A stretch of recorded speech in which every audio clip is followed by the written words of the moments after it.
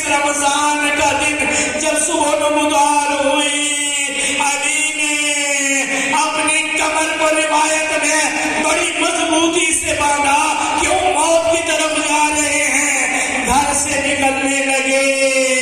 ارے مرغابیاں جو علی کے گھر میں تھی کھڑکھڑاتی آگے آ گئی۔ جناب کلثوم نے کہا بابا یہ مرغابیاں کیا کہہ رہی ہیں؟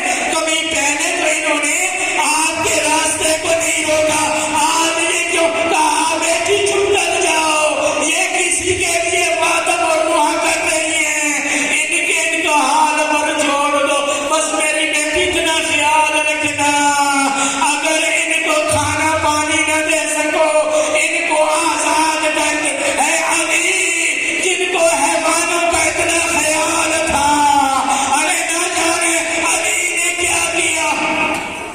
حضرت اللہ علی گھر سے نکلنے لگے، دروازے کی کنڈی کے ساتھ کمر بند اڑ گیا۔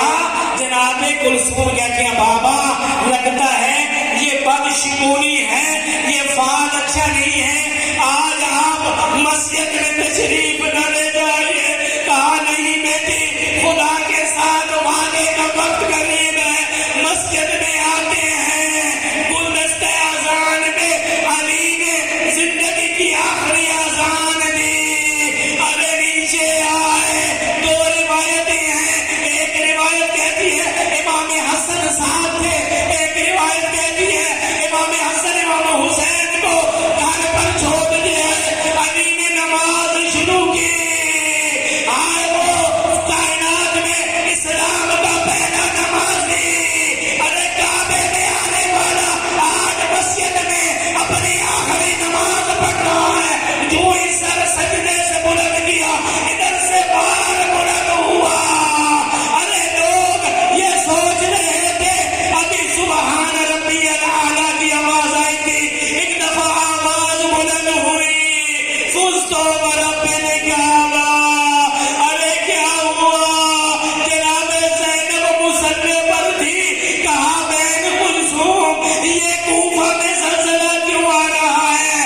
ارے دیکھو فضا میں کوئی آواز دے رہا ہے، ارے سنو تو صحیح، میری ماں فاطمہ کے رونے کی آواز کہاں سے آ رہی ہے؟ ذرا پتہ کرو، میرے بابا کی تو خیر ہے۔